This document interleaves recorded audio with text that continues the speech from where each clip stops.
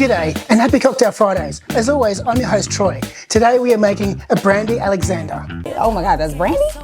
This recipe calls for cognac, crème de cacao, fresh cream and ground nutmeg. Did you know that the Brandy Alexander was a popular drink in Manhattan during the 1970s? The original recipe had gin and, yep, you guessed it, brandy is one of the main ingredients. According to popular belief, the Brandy Alexander was invented to celebrate Phoebe Snow, who was a fictitious character used in an advertising campaign for the Delaware, Lackawanna and Western Railroad.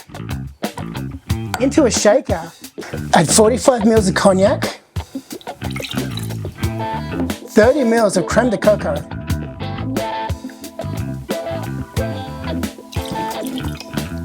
30 ml of cream,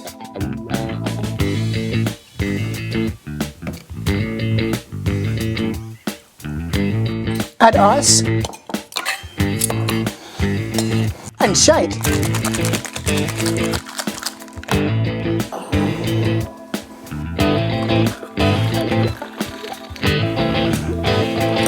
Garnish with some nutmeg.